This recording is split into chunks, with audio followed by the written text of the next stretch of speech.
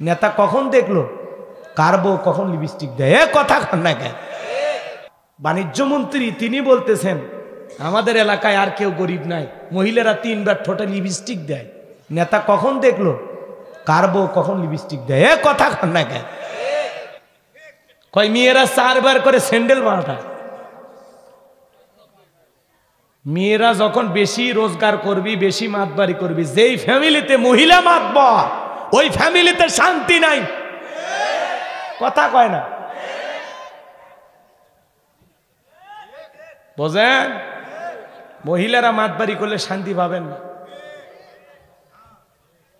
কারণ ওরা সমাধানের চাইতে গ্যাঞ্জাম পাকায় বেশি। কথা কন ঠিক কিনা? এই জন্য মা বোনদেরকে বলতেছি, মা মহিলা আছে না? আছে না নাই? শোনেন, যেই বাড়িতে পুরুষের দাপট চলে না, মহিলার দাপট চলে, ওই বাড়ির পুরুষ মানুষটা সব চাইতে অসহায়। কথা কয় না? আপনি খালি বলছেন অমুকের মা 1000 টাকা দাও গোসাই বাড়ি বাজাচ্ছে। কেন টাকা লাগবে?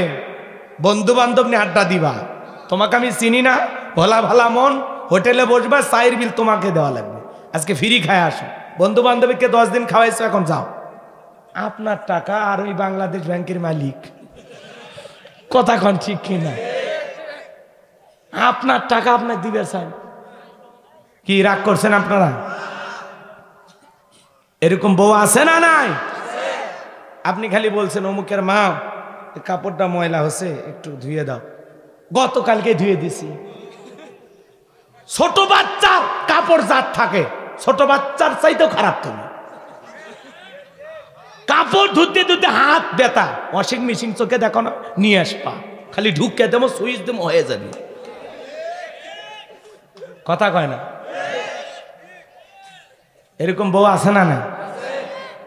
আবার দেখবেন যখন একটু ঝগড়াঝাটি হবি, তখন বলবি তোমার কাপড় ধুতে গেলে আমার মায়া লাগে, তোমার শরীরের ঘামের গন্ধ আমার প্রিয়।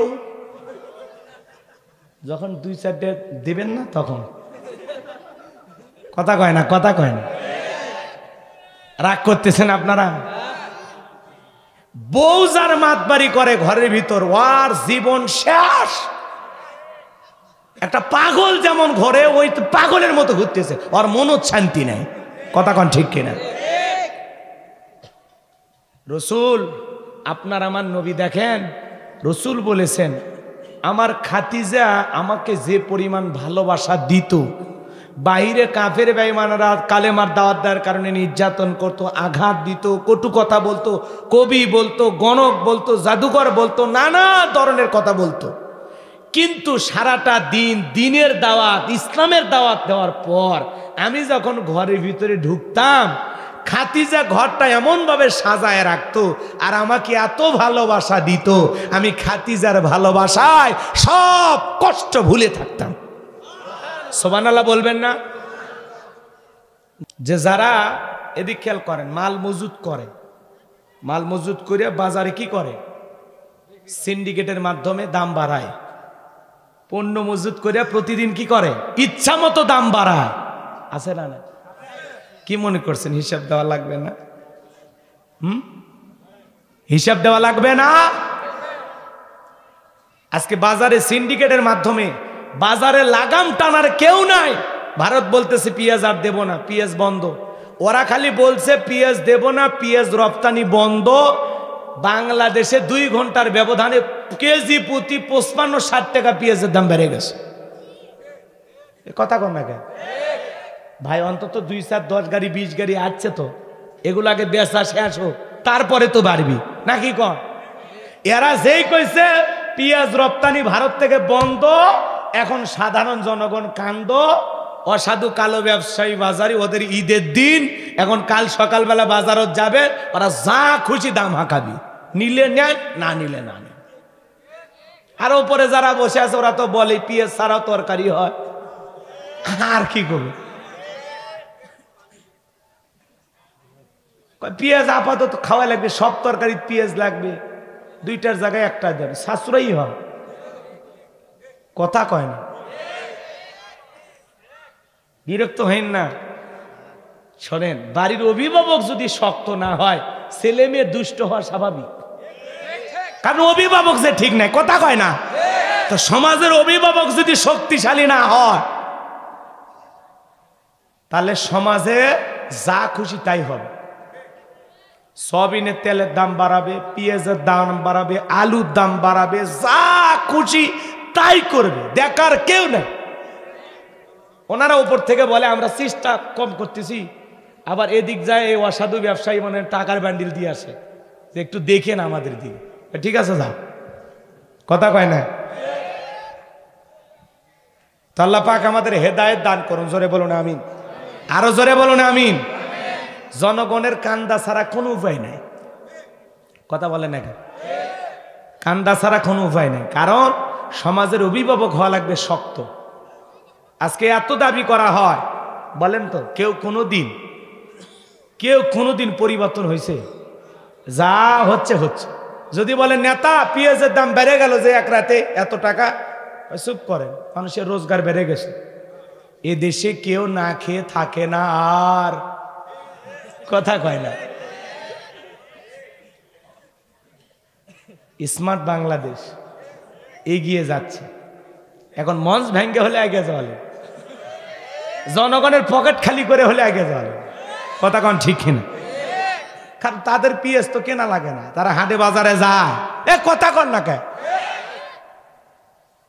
একটা মধ্যবিত্ত পরিবার, গরিব দুঃখী পরিবার বাজারের ব্যাগ নিয়ে কান্না করে, তাদের চোখের পানি মুছে দেওয়ার মতো কেউ নাই। তারা চিৎকার মেরে বলে দাম কমা। হযরত আলীর কথাটা বলি, হযরত আলী এবার কি বলতেছে, এই কাফেরের বেটা আমর, তোর সাহস থাকলে গেলে দাগটা পার হয়ে দেখা, এ আয় খেলা হবে। আল্লাহু আকবার বলেন।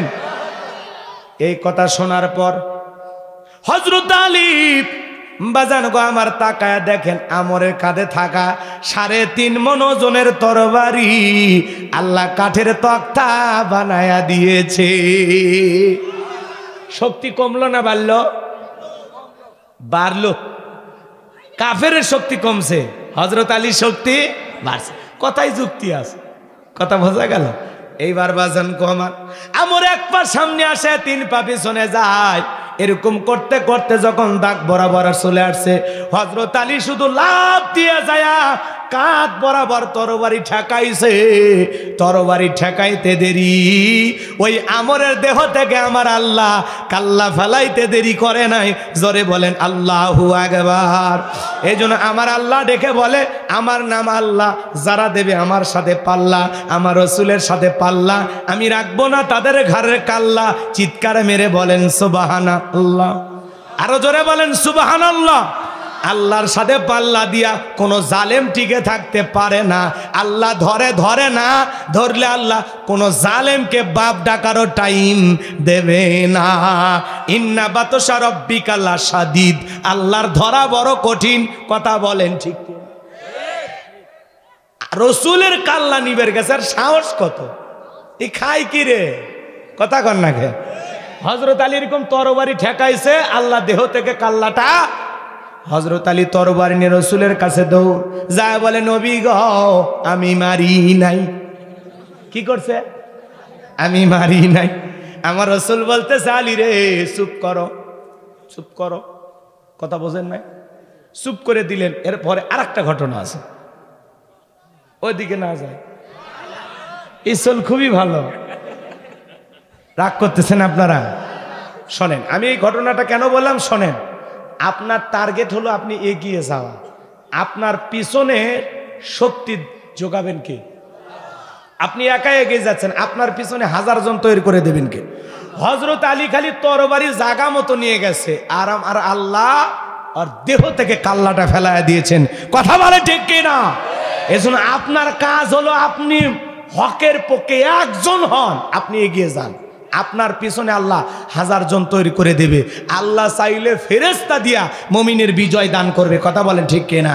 এজন্য জালেমদের শক্তি যত বড় মজবুত হোক, জালেমেরা যত শক্তিশালী হোক না কেন, মনে রাখবেন জালেমদের শেষ পরিণতি পরাজয়, ইমানদারদের শেষ পরিণতি হলো বিজয়। হামাস মুসলমানেরা, ফিলিস্তিনের মুসলমানেরা, ইসরায়েলি ইহুদি জালেমদের বিপক্ষে লড়ে যাচ্ছেন। আমার বিশ্বাস অচিরেই ফিলিস্তিনি মুসলমানেরা বিজয় লাভ করবে। আমেরিকার একজন বিশিষ্ট গবেষক এবং রাজনীতিবিদ তিনি বলেছেন, হামাস মুসলমানেরা যেভাবে এগিয়ে যাচ্ছে, খুব দ্রুত হামাস মুসলমানেরা বিজয় লাভ করবে। এই জন্য মুসলমানের রক্ত জমিনে পড়বে, সেই জমিন এদিক খেয়াল করেন কখনো জালেমদের দখলে যেতে পারে না। কথা বলেন ঠিক কিনা? মনে রাখবেন, দুনিয়ার গাছ গছালি বাঁচাইতে গেলে যেমন পানির প্রয়োজন হয়, ইসলাম নামক গাছটাকে জিন্দা রাখতে হলে শহীদের রক্তের প্রয়োজন হয়। যুবক, তোমাদের মতো যুবকদের রক্তের উপর ইসলাম প্রতিষ্ঠিত হয়েছে, বিদায় বাতিলের কাছে মাথা নত করার কোনো সুযোগ নাই। দ্বীনকে প্রতিষ্ঠিত করার জন্য, ইসলামকে প্রতিষ্ঠিত করার জন্য, জালেমের মোকাবেলা করার জন্য, বাতিলকে দাঁত ভাঙা জবাব দেওয়ার জন্য যদি কখনো ডাক আসে, বুকের তাজা রক্ত দিয়ে হলেও দ্বীনের পক্ষে, ইসলামের পক্ষে লড়াই করতে কারা কারা প্রস্তুত? দুহাত তুলে আল্লাহকে দেখাও। লিল্লাহে তাকবীর, লিল্লাহে তাকবীর। আমরা দ্বীনের জন্য জীবন দিতেও রাজি, জীবন নিতেও রাজি। কথা বলেন ঠিক কি না? আল্লাহ আমাদের সবাইকে লড়াই করার শক্তি দান করুন, জোরে বলুন আমিন। আল্লাহ মুসলমানদের বিজয় দান করুন, জোরে বলুন আমিন। হাত নামান। ওয়া আখিরি দাওয়ানা আনিল হামদুলিল্লাহি রাব্বিল আলামিন। কলিজার টুকরা যুবকেরা দোয়া করে দিলাম হয় না? না না না, আজান আজান আমি দিতে পারি না বাবা। কোনটা? ও গজল আবার শুন বলছি না। আচ্ছা হোক, কষ্ট হচ্ছে আপনাদের। তাহলে সকলে আমরা দরুদে ইব্রাহিম পড়ে দোয়া করব। এই যুবকেরা খুবই ভালো। আমি সবচাইতে অবাক হয়েছি যে আজকের মাহফিলে কেউ মাইক ধরছে? কথা কেন? সাইটে পেশাব করে, পানিও নেয়নি। আসসালামু আলাইকুম।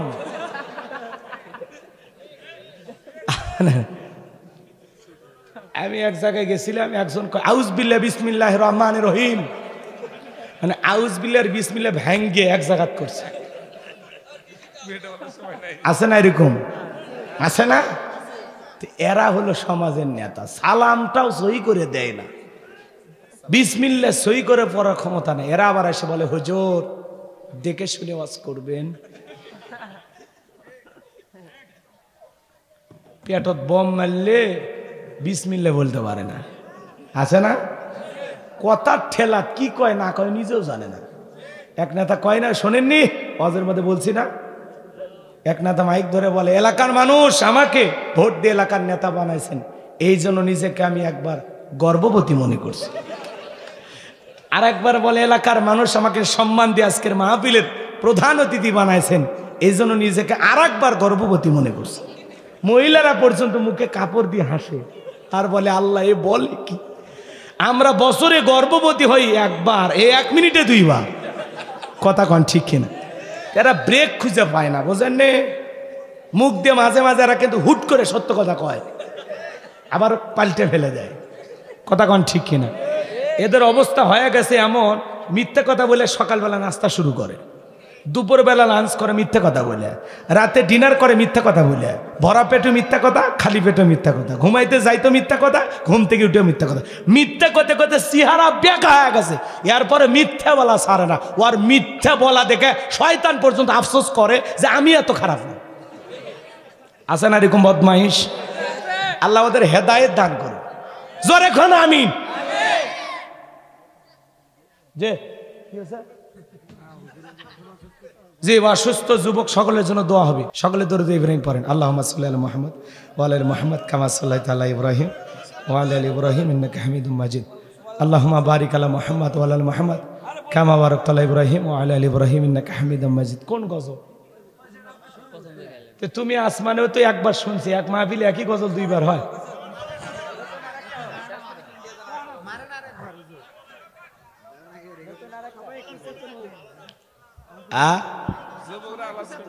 মাকে ভালোবাসেন?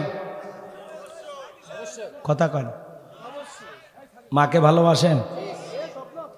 তাহলে মায়ের জন্য একটা গান হোক। কথা কন, মায়ের খেদমত করবেন কারা কারা হাত তোলেন? আল্লাহ কবুল করেন, জোরে বলেন আমিন। রক্তে ভাসিয়া যাত নাই কাঁদিয়া আনেলে মাগো আমায় এই দুনিয়ায়, তোমার ঋণ আমি কি দিয়ে শোধাই মাগো, তোমার ঋণ আমি কি দিয়ে শোধাই। দেখেছি পৃথিবীতে প্রথম মায়ের মুখ, পেয়েছি ভালোবাসায় পূর্ণ মায়ের বুক।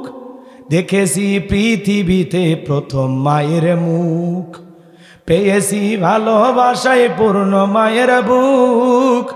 বলতে পারি না কথা মা বোঝে আমার ব্যথা, বলতে পারি না কথা মা বোঝে আমার ব্যথা।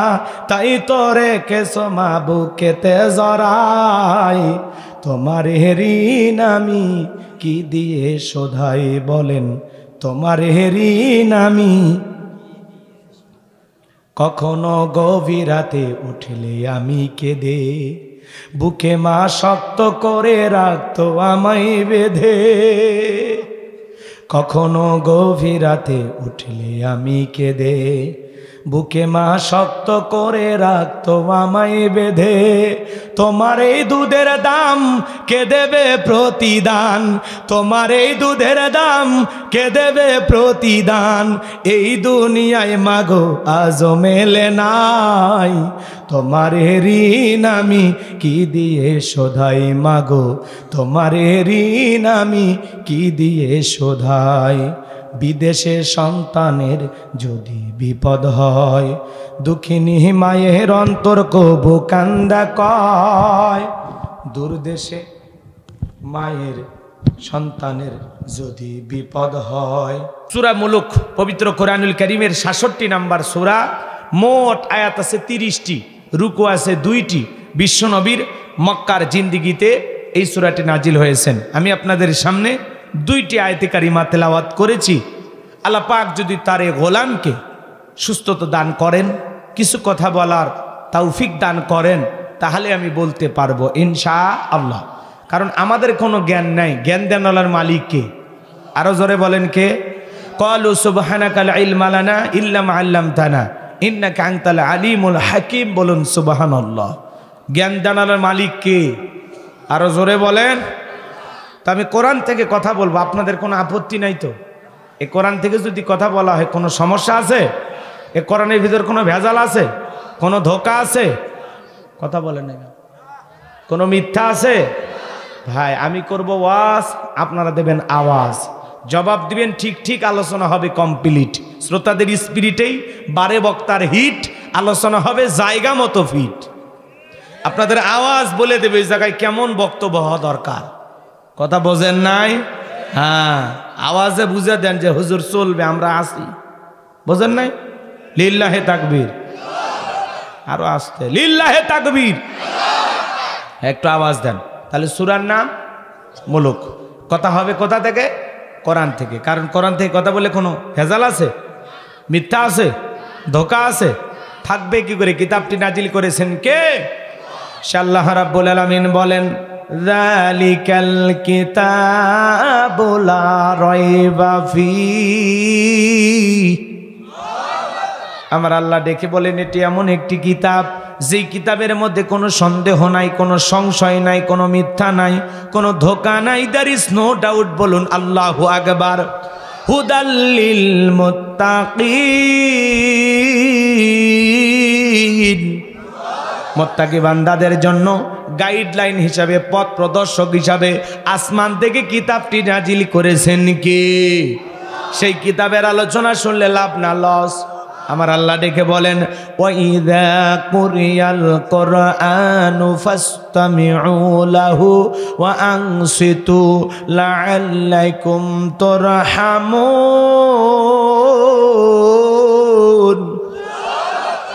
আমার আল্লাহ রাব্বুল আলামিন ডেকে বলেন, সূরা আরাফ আয়াত নাম্বার 204।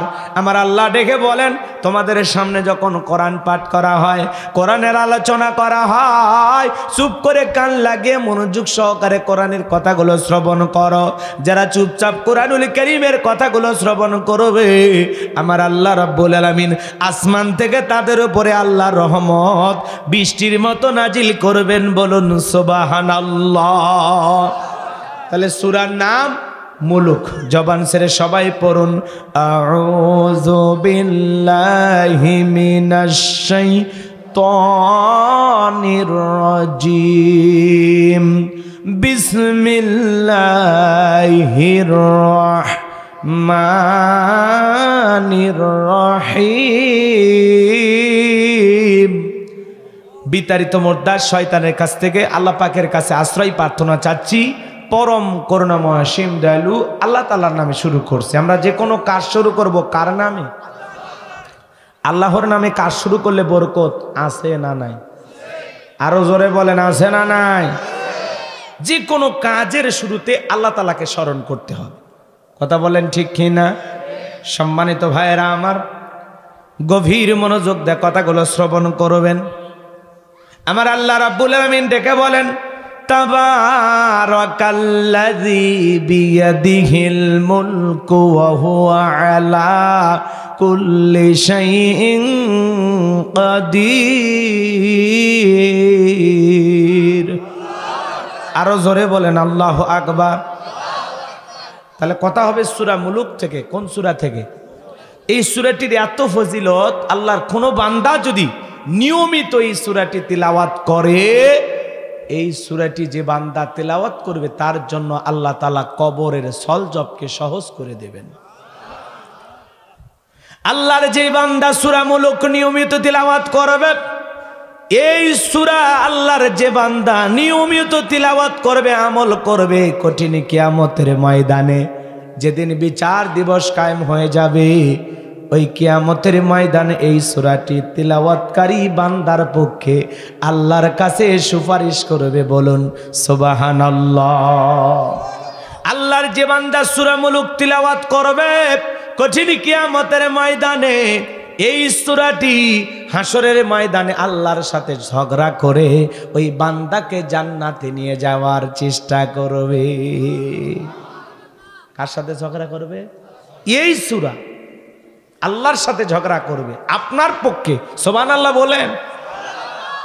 তাহলে সেই সূরা মুলুক আমাদের আমল করার দরকার আছে না নাই? আমার এই কথা শোনার পর, সূরা মুলুক এমন একটি সূরা, আল্লাহ তাআলা যে বান্দা নিয়মিত তিলাওয়াত করবে আল্লাহ তার অভাব অনটন দূর করে দেবেন, রিজিকের ভিতরে বরকত দেবেন। সুবহানাল্লাহ বলেন। তো আল্লাহর যে বান্দারা কোরআনুল কারীম তিলাওয়াত করতে পারেন, অবশ্যই নিয়মিত এই সূরাটি আমল করবেন। যারা তিলাওয়াত করতে পারেন না, তিলাওয়াত শিখবেন ইনশাআল্লাহ। আমার এই কথা শোনার পর অনেক ভাইয়েরা আমাকে ফোন দিয়ে বলেন, হুজুর আপনার কথা শুনে আমি সূরা মুলুকটা মুখস্থ করছি। সুবহানাল্লাহ বলেন। অনেকে বলেন, হুজুর আমি কোরআন পড়া জানতাম না। যেদিন থেকে সূরা মুলুকের এই সুন্দর ফজিলত আমি জেনেছি, শুনেছি, সেদিন থেকেই আমি কোরআন আস্তে আস্তে তিলাওয়াত করতে করতে এখন আমি পুরো কোরআনটাই পড়ে খতম করেছি। বলুন সুবহানাল্লাহ। তো এই জন্য কোরআন পড়তে হবে, কোরআন পড়তে হবে। কথা বলেন ঠিক কি না? সম্মানিত ভাইয়েরা আমার, আমার আল্লাহ রাব্বুল আলামিন ডেকে বলেন, তাবারাকাল্লাযী বিয়াদিহিল মুলকু ওয়া হুয়া আলা কুল্লি শাইইন কাদির। আরো জোরে বলেন আল্লাহু আকবার। আমার আল্লাহ ডেকে বলেন, মহামান্বিত সেই সত্তা যার হাতে সর্বময় কর্তৃত্ব, রাজত্ব পাওয়ার ক্ষমতা, তিনি হলেন সর্ববিষয়ে শক্তিবান। তাহলে সকল ক্ষমতার একমাত্র মালিক কে? একটু জোরে বলেন তো কে? তাবারাকাল্লাযী বিয়াদিহিল মুলকু ওয়া হুয়া আলা কুল্লি শাইইন কাদির।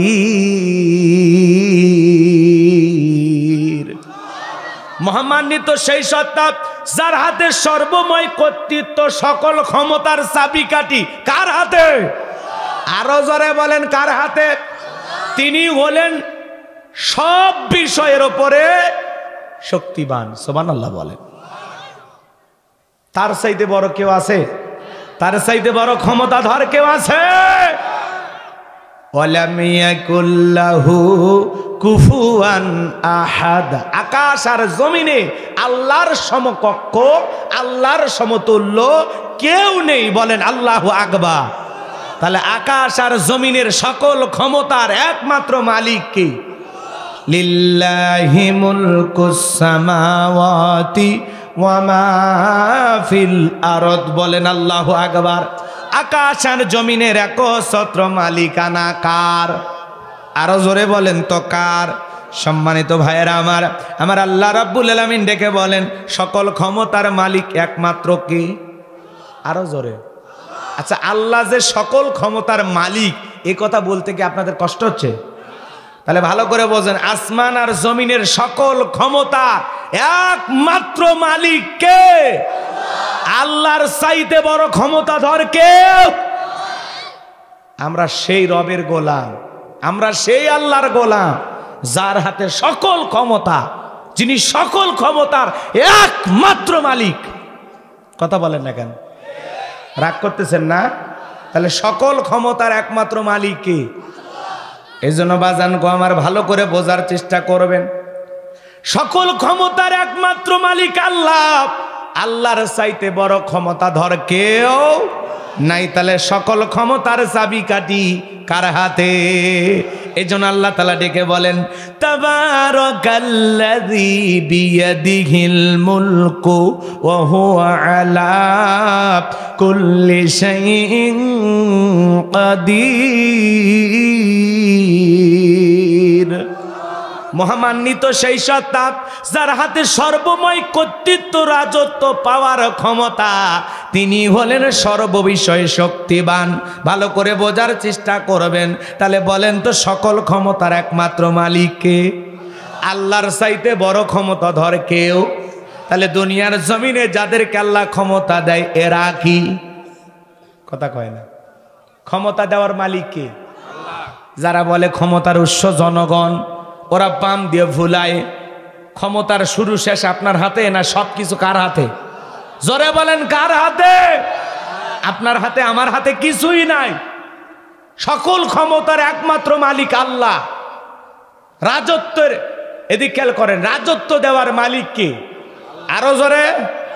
আমার আল্লাহ ডেকে বলেন কুলিল্লাহুম্মা মালিকাল মুলকি তুতিল মুলকা মান তাশাউ ওয়া তানজিউল মুলকা মিম্মান তাশা ওয়া তুইজ্জু মান তাশাউ ওয়া তুযিল্লু মান তাশা বিয়াদিকাল খায়র ইন্নাকা আলা কুল্লি শাইইন কাদির। সূরা আলে ইমরানের 26 নম্বর আয়াত আল্লাহ রাব্বুল আলামিন জানা দিলেন রাজত্ব দেওয়ার মালিক আমি আল্লাহ। তাহলে বলেন তো ক্ষমতার চেয়ারে বসানোর মালিক কে? আরো জোরে। সে আল্লাহ তাআলা বলতেছেন ক্ষমতা দেওয়ার মালিক আমি আল্লাহ। ক্ষমতা দেওয়ার মালিক কে? কেড়ে নেওয়ার মালিক কে? সম্মানিত করার মালিক কে? লাঞ্ছিত করার মালিক কে? তাহলে আল্লাহ তাআলা ডেকে বলেন রাজত্ব দেওয়ার মালিক আমি আল্লাহ, ক্ষমতা দেওয়ার মালিক আমি আল্লাহ। ক্ষমতা দিলেই যে তাকে সম্মান দেওয়া হলো এমনটা নয়।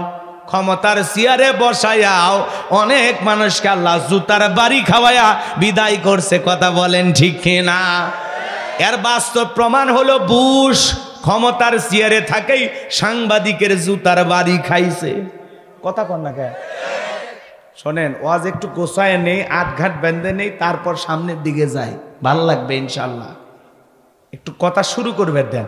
লিখেছেন তাফসিরুল কোরআন মাহফিল, তাফসির ভিত্তিক আলোচনা হওয়ার দরকার আছে না নাই? তা আয়াত তিলাওয়াত করলে ওটাও ভাষা করেন কেন? রাগ করতেছেন? তাহলে আল্লাহ তাআলা ডেকে বলতেছেন রাজত্ব দেওয়ার মালিক আমি আল্লাহ। তাহলে বলেন তো ক্ষমতা দেওয়ার মালিক কে? কেড়ে নেওয়ার মালিক কে?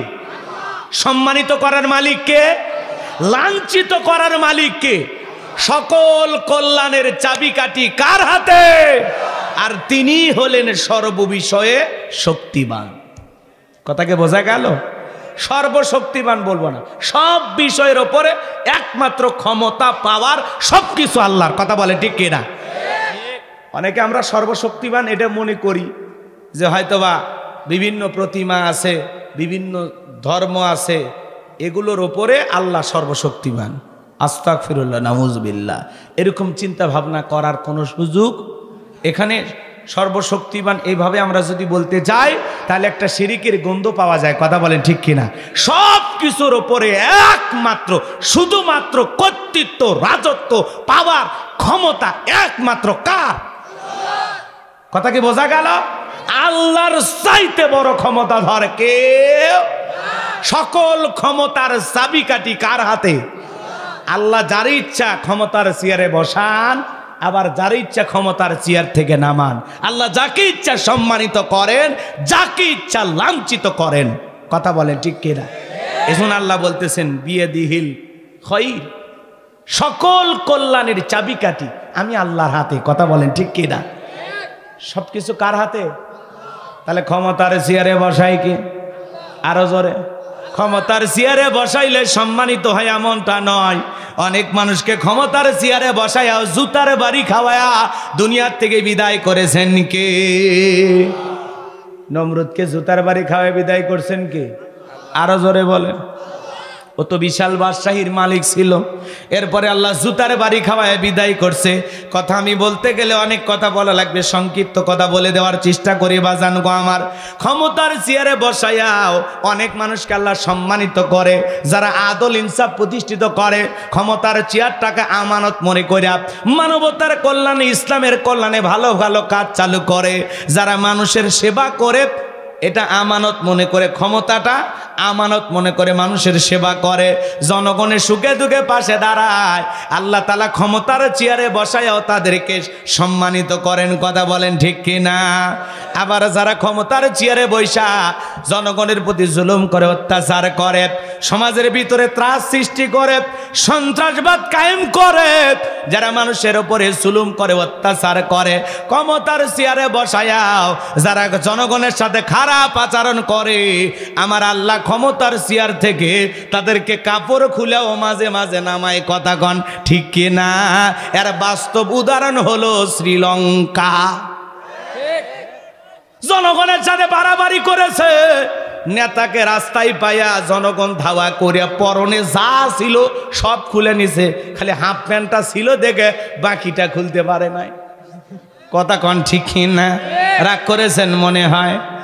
তাহলে বেশি বাড়াবাড়ি করলে কাপড় খুলে লাঞ্ছিত করে কে? এ কথা কন, আপনারা বোঝেন? বোঝেন কথা? বোঝেন তো? হ্যাঁ, বাড়াবাড়ি করতে নাই, বাড়াবাড়ি করতে নাই। কথা বলেন ঠিক কিনা? চলেন আমি একটু আলোচনার গভীরে যাই, গেলে ভাল লাগবে ইনশাআল্লাহ। ভাইরা আমার, পৃথিবীর বাস্তব উদাহরণ, যারাই দুনিয়াতে দাম্ভিকতা করেছে, অহংকার করেছে, মাতবাড়ি করেছে, জনগণের সাথে প্রতারণা করেছে, ধোঁকা দিয়েছে, জনগণের রক্ত চুষে খেয়েছে, জনগণের প্রতি জুলুম করেছে, আল্লাহ তাআলা তাদেরকেও ওই জনগণের দ্বারাই সাইজ করছে। কথা কন ঠিক কিনা? সেই ক্ষমতা আল্লাহর আছে না নাই? এজন্য আল্লাহ বলেন তাবারাকাল্লাযী বিয়াদিহিল মুলকু ওয়া হুয়া আলা কুল্লি শাইইন কাদির। মহামান্বিত সেই সত্তা যার হাতে সর্বময় কর্তৃত্ব, রাজত্ব পাওয়ার ক্ষমতা, তিনি হলেন সর্ববিষয়ে শক্তিবান। তাহলে সকল ক্ষমতার একমাত্র মালিকে এই পৃথিবীর জমিনে আমার আল্লাহ রাব্বুল আলামিন চারজন মানুষকে পুরো পৃথিবীর রাজত্ব দিয়েছিলেন। পুরো পৃথিবীর রাজত্ব পাওয়ার আল্লাহ কয়জনকে দিয়েছিলেন? কথা কন না কে? আচ্ছা, ক্ষমতার চেয়ারে যে আল্লাহ মানুষকে বসায়, এরা কি? এরা জানেন এরা কি? শোনেন, আপনাদের এলাকার না বগুড়া ধনুট না, এখান থেকে একটা ছেলে ঢাকায় চাকরি করে। চাকরি করতে গেলে ঢাকায় বাসা ভাড়া নিয়ে থাকা লাগবে না? তাহলে ওর পরিচয় কি? যেই ফ্ল্যাটে ভাড়া থাকে ওর পরিচয় কি? ভাড়াটিয়া। কথা বলেন না কেন? পরিচয় কি? এখন 5 বছর 10 বছর 20 বছর চাকরি করুক, পরিচয় একটাই, ভাড়াটিয়া। কথা বলেন ঠিক কিনা? পৃথিবীর জমিনে যারা ক্ষমতার চেয়ারে বসে, কাউকে আল্লাহ 5 বছর, কাউকে 10 বছর, কাউকে 20 বছর, কাউকে 50-100 বছর আল্লাহ ক্ষমতার চেয়ারে বসায়, এরা হলো ভাড়াটিয়ার মতো। কথা কন ঠিক কিনা? যখন তখন ওপরওয়ালা ওই চেয়ারে তুলেছেন, আবার ওই ওপরে আসমান থেকে আমার আল্লাহ যখন তখন ওই বান্দাকে নামায়া দিতে পারেন। চেয়ারে বসানোর মালিক আল্লাহ, নামায়া দেওয়ার মালিকও আল্লাহ। কথাকে বোঝেন? বোঝেন তো? যারাই ক্ষমতার চেয়ারে থাক এরা হলো ভাড়াটিয়া। আমরাও হিসাব নিকাশ করে দেখলে আমরাও দুনিয়ার জমিনে ভাড়াটিয়া। কথা বলেন ঠিক কিনা? এই জন্য ভাইয়েরা আমার একটু মনোযোগ দিয়ে শোনেন, পুরো পৃথিবীর রাজত্ব আল্লাহ 4 জন মানুষকে দিয়েছিলেন। পুরো পৃথিবীর ক্ষমতা কয়জনা? 4 জন। আরে ভাই, পুরো পৃথিবীর ক্ষমতা তো দূরের কথা, ছোটখাটো এলাকার নেতা হলে ওর সাথে পারা যায় না। কথা কয় না? পাতি নেতার গরমে এলাকায় থাকা যায় না, এরকম অবস্থা আছে না নাই? তো মক্কার একজন এরকম পাতি নেতা ছিল মুহাবির আমর। নবীজি যখন হিজরত করে মদিনায় চলে গেছেন, 2 মিনিটে ঘটনাটা বইলা আমি আসল জায়গায় চলে যাব। কষ্ট হচ্ছে আপনাদের? কথাটা মনে পড়ে গেল, এই জন্য বলতেছি, শোনেন আমার ভাইয়েরা। এই মক্কার মুহাবির আমর, রসুল যখন হিজরত করে মদিনায় চলে গেলেন, এই মক্কার মুহাবির আমর তখন কি করলো জানেন? লাত, হুজ্জা, দেবদেবী, সরস্বতী, রাধাকৃষ্ণ, ভগবতী এগুলো প্রতিমার সামনে দাঁড়াইয়া তরবারিটা উঁচু করে শপথ করে বলতেছেন, যতক্ষণ না আব্দুল্লাহর বেটা মুহাম্মদ সাল্লাল্লাহু আলাইহি সাল্লামের কাল্লা না ফেলাইতে পারবো ততক্ষণ পর্যন্ত 1 ফোঁটা পানিও পান করব না। জোরে কর নাউজুবিল্লাহ। আচ্ছা, আমার রসুলের কাল্লাটাই ফেলাইতে চায় কেন? রসুল কি করছে? ওর কি ক্ষতি করছে? কোনো ক্ষতি করছে? আর পাকা ধানে মই দিছে? ওর বাড়িতে চুরি করতে গেছে? তার মানে কি? রসুল শুধুমাত্র কালেমার দাওয়াত দেন, ইসলামের প্রচার প্রসার করেন, কোরআনের প্রচার প্রসার করেন, এটাই ওদের কাছে মনে হলো অপরাধ। ওরা বলে আমরা 33 কোটি দেবতা মানি, তাই আমরা এত বিপদে থাকি। আর 1 আল্লাহ মানার টাইম আছে? নাউজুবিল্লাহ কর। আমার ভাইয়েরা, তাওহীদের পথে রসুল মানুষকে ডাকতেন, রিসালাতের কথা বলতেন, কালেমার দাওয়াত দিতেন, কোরআনের প্রচার প্রসার করতেন। এই জন্য বাজান গো আমার, মক্কার কাফের মুহাবির আমর প্রতিমার সামনে দাঁড়ায় শপথ গ্রহণ করলো, যতক্ষণ আব্দুল্লাহর বেটা মুহাম্মদ সাল্লাল্লাহু আলাইহি সাল্লামের দেহ থেকে কাল্লা না ফেলাইতে পারবো ততক্ষণ পর্যন্ত 1 ফোঁটা পানিও পান করব না। এই শপথ গ্রহণ করে নবীজির মাথা নেওয়ার জন্য মদিনার দিকে রওনা করলেন। আল্লাহ রাব্বুল আলামিন এই খবর নবীজির কান পর্যন্ত পৌঁছায়া দিলেন। নবীজি ঘটনাটা শোনার পর বিশ্বনবী কাছেই বসে আছেন। ওসমান ডেকে বলে, ওসমান, মক্কার মুহাবির আমর আমার মাথা নেওয়ার জন্য রওনা করেছে, এখন কি করা যায়? হযরত ওসমান ডেকে বলেন, নবী গো, আপনি আল্লাহর এত বড় নবী, আপনি দোয়া করেন মক্কার মুহাবির আমর আপনার চেহারা দেখার আগে আল্লাহ যেন ওরা হাত পা প্যারালাইজ করে দেয়। নবীজি ওসমানের কথা শুনে দোয়া করা শুরু করলেন, কারণ নরম মানুষ সব সময় দোয়ার পক্ষে। কথা বলেন ঠিক কিনা?